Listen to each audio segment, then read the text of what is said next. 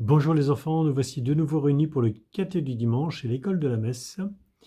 C'est notre 4e séance de l'école de la messe, je vous rappelle, pour ceux qui n'auraient pas vu les précédentes, que nous avons commencé par voir ensemble le signe de la croix, puis l'acte pénitentiel.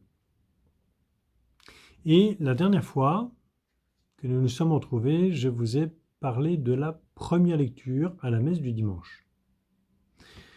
Alors, si vous n'avez pas écouté cette catéchèse sur la première lecture, je vous invite, pour bien comprendre celle d'aujourd'hui, à aller voir sur la playlist la catéchèse sur la première lecture.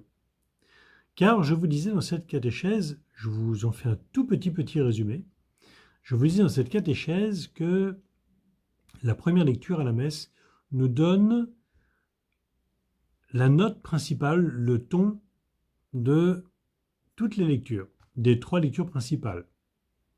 La première lecture, le psaume et l'évangile. Et assez souvent, la première lecture, elle se présente un peu sous la forme d'une question que l'on se pose, une question très importante. Et dans la première lecture de ce dimanche sur lequel nous nous sommes arrêtés, qui est le 3e dimanche du temps de l'Avent, la note principale, c'est la joie. Alors vous réécouterez, vous relirez cette lecture parce que je vous l'avais photographiée la lecture pour que vous puissiez la lire, et vous repérerez de nouveau, si vous ne l'avez pas fait, les passages où on parle de joie, où le mot se réjouir est utilisé, et puis un autre mot qui exprime la joie et qui est l'allégresse. Eh bien aujourd'hui nous nous arrêtons sur le psaume qui suit la première lecture et qui apporte une réponse un peu plus approfondie à la question posée. Vous savez, c'est un petit peu comme pour prendre une image, c'est comme une fleur, le bourgeon d'une fleur. Le bourgeon d'une fleur, il contient déjà toute la fleur, mais le bourgeon, il n'est pas encore ouvert.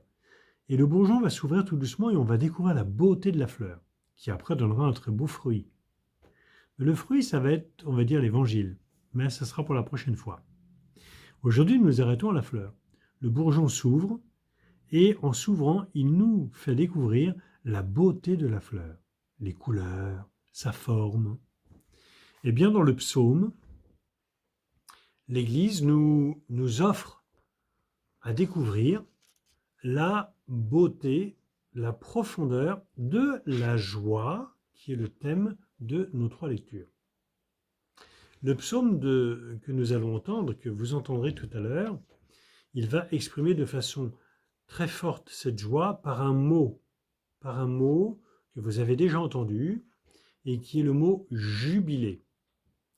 Jubilé, qu'est-ce que ça veut dire? Jubilé, ça veut dire ressentir dans son cœur une joie très forte. Et cette joie, elle est très forte qu'elle peut même s'exprimer par des cris de joie, tellement on est content. La joie est tellement intense en nous qu'elle éclate, qu'elle explose par nos cris de joie. Eh bien, le psaume que nous allons entendre tout à l'heure, il va exprimer cette joie de façon éclatante.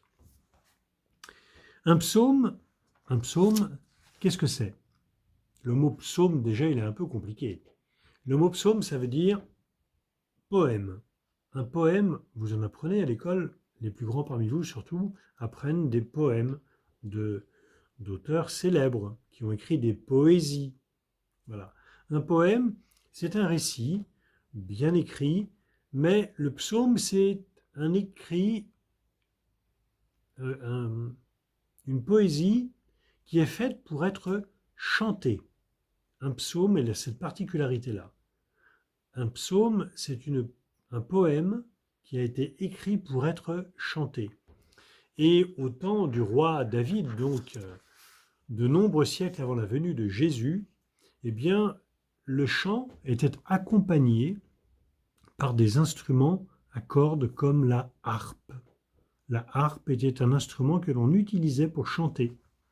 Eh bien, les psaumes étaient chantés avec cet instrument qu'est la harpe ou la cithare. Et c'est toujours bien de chanter. Parce que c'est un dicton qui dit que bien chanter, c'est prier 2 fois. Quand on chante bien, on prie plus. On prie 2 fois. Le dimanche à la messe, le psaume est chanté. Toujours chanté. Et ce que je voudrais ajouter aujourd'hui sur ce poème qui a été écrit pour être chanté, c'est que dans la Bible, il y en a 150. Il y a 150 poèmes qui ont été écrits pour être chantés. Et ces poèmes, ils expriment toutes les situations que nous pouvons vivre dans la vie humaine. Les poèmes, que sont les psaumes, ils peuvent exprimer à la fois la joie, comme la tristesse. Ils peuvent exprimer le découragement devant la difficulté, comme ils peuvent exprimer aussi le courage et la force, parce que l'on se sait soutenu. Ils expriment le découragement ou l'angoisse ou le désespoir ou une certaine forme de peur, parce que dans ces moments-là, eh bien, il peut nous sembler que Dieu est très loin. Alors qu'au contraire, ils exprimeront la joie, l'allégresse, le courage, la force, parce que à ces moments-là, on sent ou on perçoit davantage la présence de Dieu dans notre vie. Eh bien, je vais vous laisser découvrir ce psaume de ce 3e dimanche du temps de l'Avent qui va nous être chanté, accompagné à l'orgue par Mechtilde.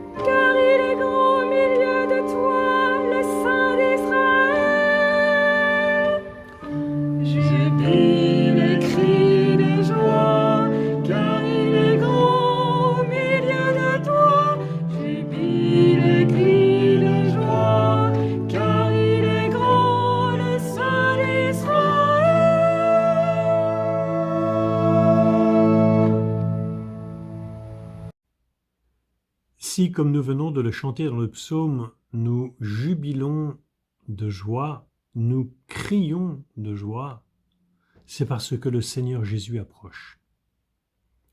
Il est tout proche le moment où Jésus, porté par la Vierge Marie, dans son sein très très pur, immaculé, il est très proche le moment où Jésus va naître, dans la nuit de Bethléem.